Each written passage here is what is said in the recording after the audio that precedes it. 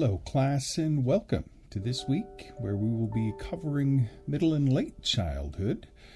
And we're going to start off again by exploring a little bit of cognitive development this week. So according to Piaget, the cognitive development during middle and late childhood is that of the cognitive operations where we have the period of concrete operations ranging roughly from the age of 7 through to 11 years old, which is roughly that period of middle late childhood. So this is the period during which children begin to think and reason logically about objects in their environment and mentally perform tasks that previously were not able to be carried out in reality, while they would pretend to carry them out. In this stage of cognitive operations, there are some important cognitive developments that take place. The first is conservation versus, or the law of conservation.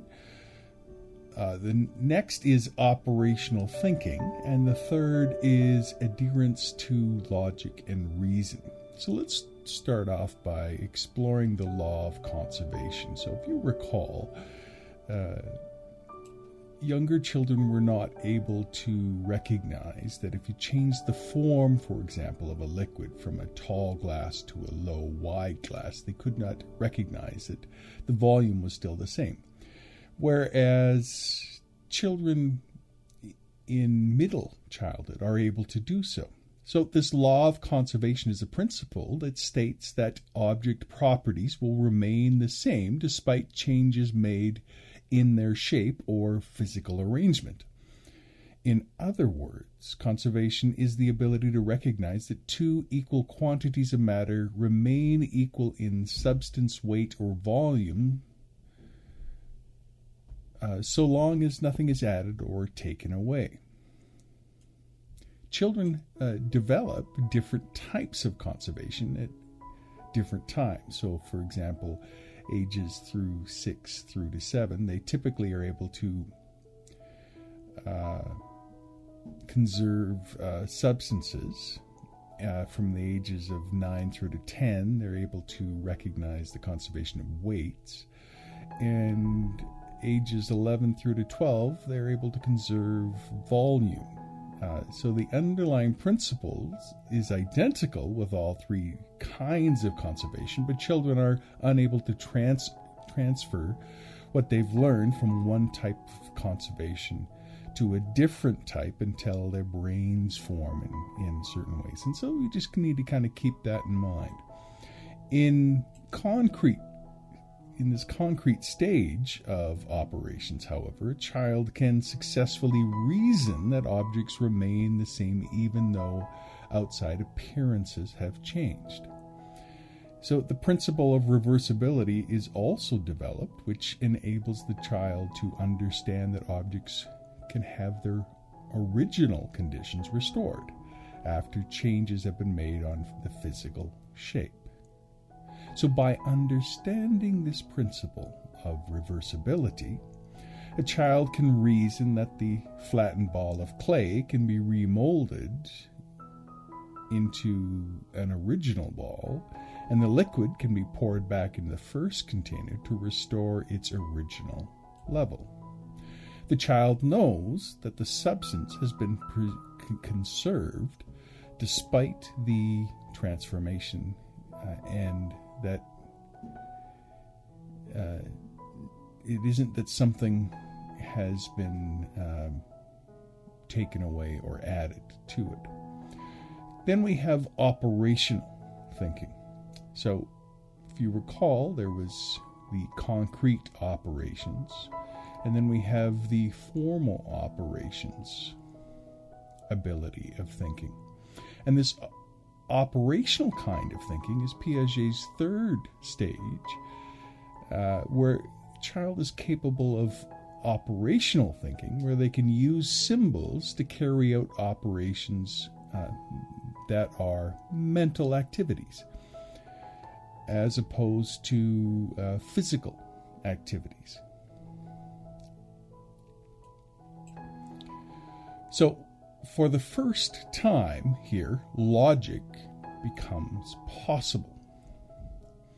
If you recall, in the pre-operational children, they can make mental representations of objects and events that are not immediately present, and their learning is still closely related to their physical experience. But when you get into concrete operational children, they are much better than pre-operational children at classifying, at working with numbers, at dealing with concepts of time and space, and distinguishing reality from fantasy.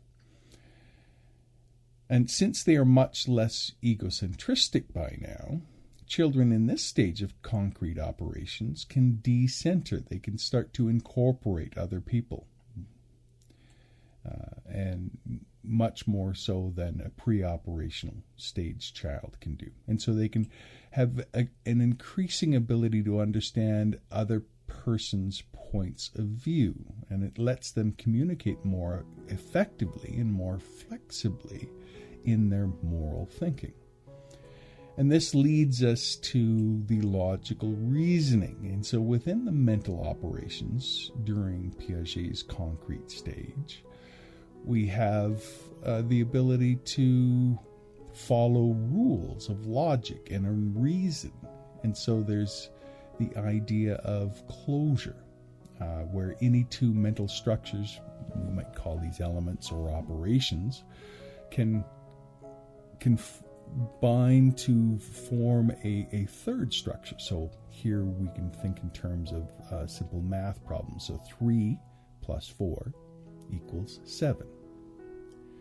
Then there's reversibility. So for any structures that exist, an opposite operation can be used to cancel it. So when we have 3 plus 4 equals 7, but subtracting 4 from 3 equals, 4 from 7 equals 3.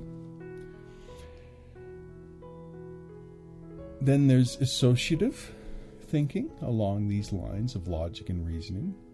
When you have three structures that are combined, it does not matter what the order of the combination is. So, for example, 3 plus 4 plus 7 is the same as 4 plus 7 plus 3.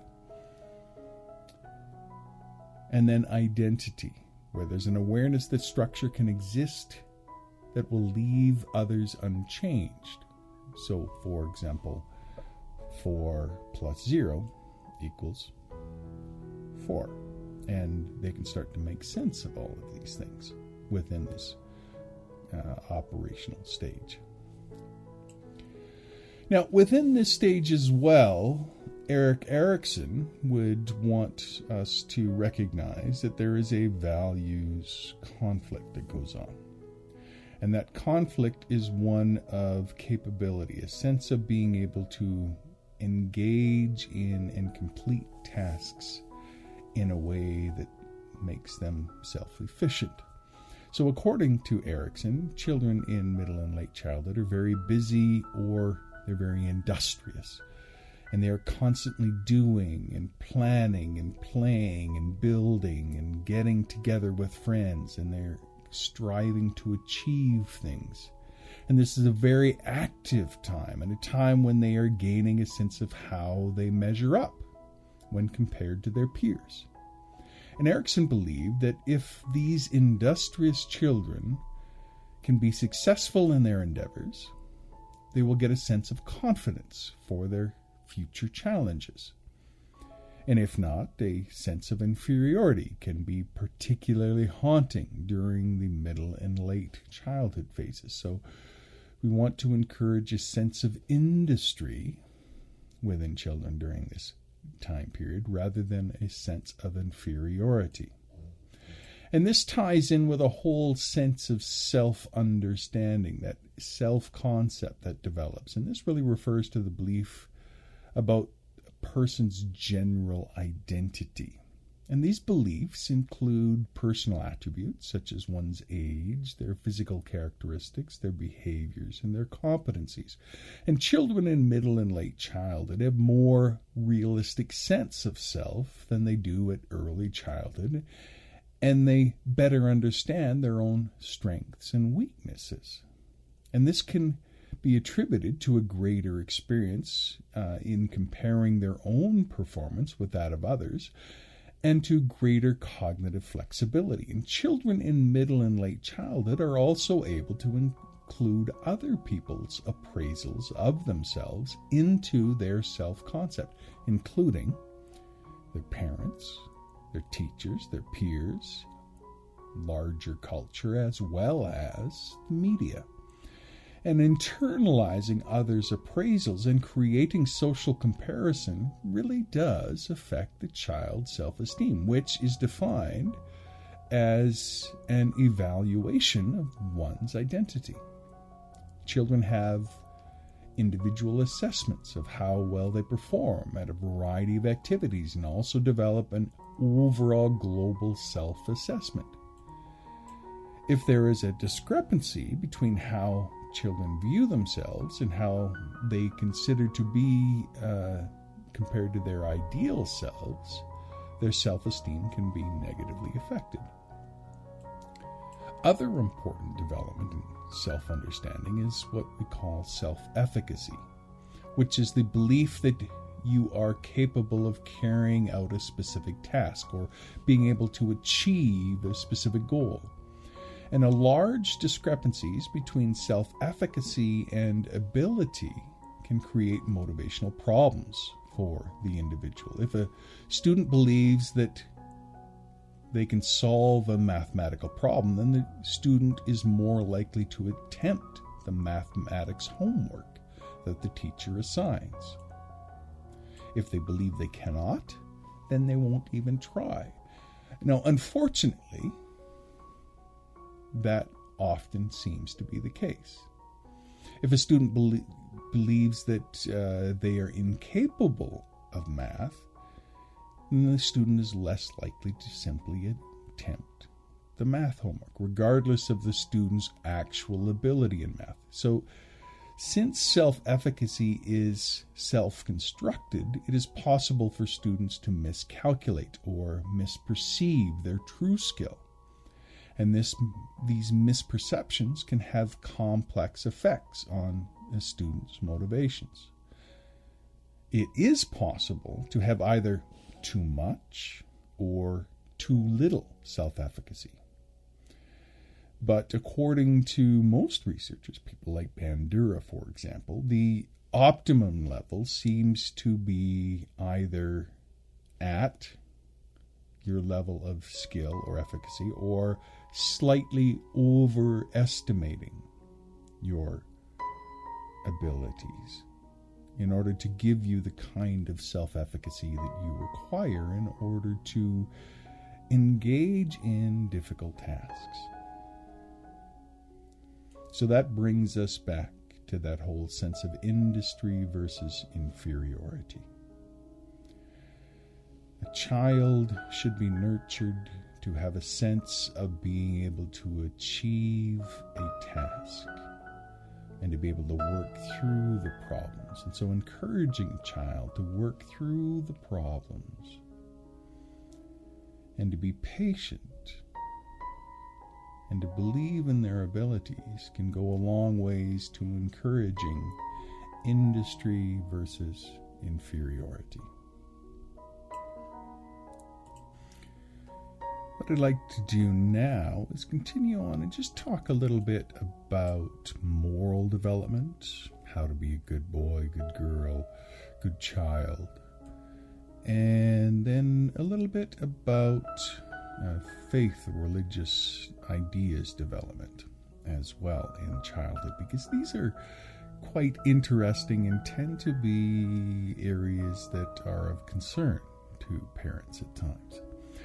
So let's start off by just doing a quick overview of moral development, and cognitive moral thinking is what we're going to focus in on. Now, if you take the model of Lawrence Kohlberg, who's a Harvard professor of psychology, he highlights that cognitive moral thinking can be broken down into 6 stages, or 3 groups with 2 stages in each group. The first phase is the pre-conventional phase, where you don't really quite understand the rules within life.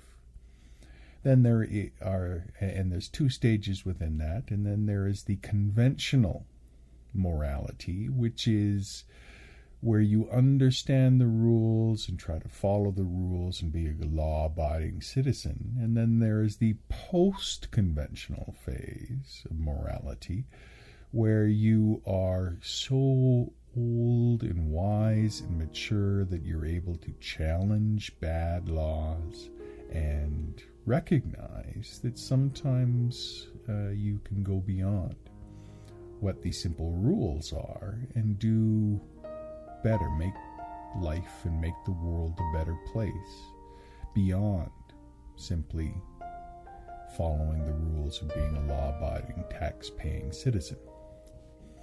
So we're going to just give you a quick overview of the 6 stages, and then I'm going to just focus in on the first few stages, because that's what's important as far as middle and late childhood goes. So the stages in the pre-conventional phase are stage 1 and stage 2. Stage 1 is basically punishment of avoidance orientation. Stage 2 is what satisfies me. Stage 3, when we get into the conventional phase, is the good boy, nice girl phase. The phase of following the rules. Stage 4 is following the laws in good order. And then the post-conventional phase is, say, stage 5, which we consider to be a social contract orientation, where we're kind of focusing in on universal principles and human rights. And stage 6 is universal ethical principles beyond the divisions of nation and culture. So let's take a look specifically at stage 1 and stage 2, which is the pre-conventional moral reasoning. Stage 1 is, we consider this punishment obedience orientation. So this is where young children behave good because they fear authority, and they follow the rules in order to avoid punishment. So that is, at its core, the lowest level of moral reasoning. And then we come to stage 2, which is egoism, individualism. And here, the right action is that which satisfies my own needs, and sometimes those that are close to me. But it's a reciprocal stage, where you scratch my back, I'll scratch you back. It's a transactional kind of stage where, well, I was nice to you, you be nice to me now kind of stage. So both of these, stage 1 and stage 2, you will see as the kinds of things that young children do. And occasionally you will get to stage 3, which is the conventional stage, usually in late childhood, where you have that good boy, nice girl stage, where the right action is that which pleases and impresses others.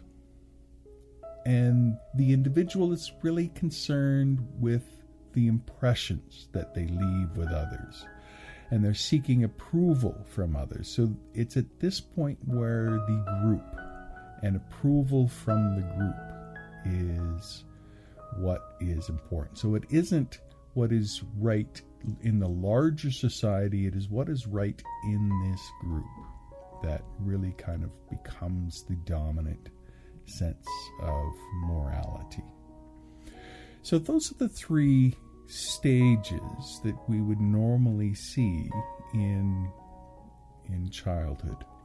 And the way that we encourage movement between stages is by exposing children to higher levels of moral reasoning. So having children around mature, well-thinking adults can go a long ways to moving them up in these stages. And because a lot of moral thinking is caught. It isn't something necessarily that's taught, although it can be taught formally, but in most households it's something that is caught rather than taught. And this ties us then into religious ideas and the development of religious ideas and what is called faith development. And the researcher Fowler here ties in very largely with Kohlberg's ideas. And here we see that in children from around birth through to 2 years old, they have the potential for faith and religious ideas, but they lack the ability to act on that potential. And really kind of are connected, any kind of faith ideas tend to be connected with the loving care of their parents or their caregivers. So it is an undifferentiated pre-stage is what it's considered. And it is something that is connected with the child's experience between the child and the caregiver. That kind of represents what faith is in that undifferentiated faith of the pre-stage. And then we get into, in early to middle childhood, we get into stage 1, which is called the intuitive projective faith. And here the cognitive development of the child is at that age where they're unable to think abstractly and are generally unable to see the world from anyone else's perspective. And so here, faith is not a thought-out set of ideas, but instead it is a set of impressions that are largely gained from their parents or their significant others. So again, it is a child that is involved in rituals in their religious community, catch a sense of belonging, a sense of depth, a sense of experiencing as they are learning from those around them. So it is catching a sense of emotional attitude, essentially, towards a faith construct in that first stage. And then around the age of 6 through to the age of 12, we have the mythic literal phase. And the mythic literal phase is where the child is at that age where they're starting to be able to work out the difference between verified facts and things that might be more fantasy or speculation. So, for example, in stage 1, everything is magical.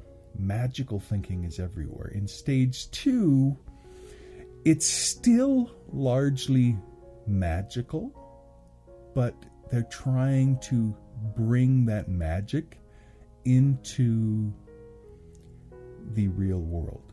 And you'll see that even in a lot of adults, that magic, mythical, literal faith tends to survive into adulthood.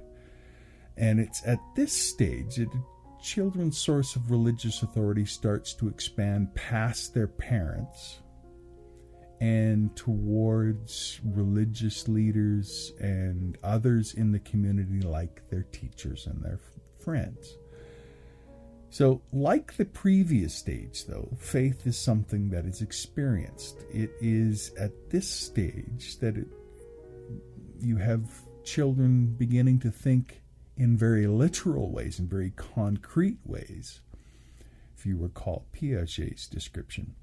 And so faith becomes the stories told and the rituals practiced. And so you'll see in churches, for example, a lot of stories of faith are told. And they might not even be very virtuous stories, but yet just the fact of the story connects you to that faith tradition. So later in this stage, children begin to have the capacity to understand that others might have different beliefs than themselves, but it is only in a rudimentary sense. The world is still meant, essentially, to be the way that the faith tradition that they've grown up in has represented. And so we'll just kind of leave our time there for this week. I hope you enjoyed this week. You take care. Bye-bye.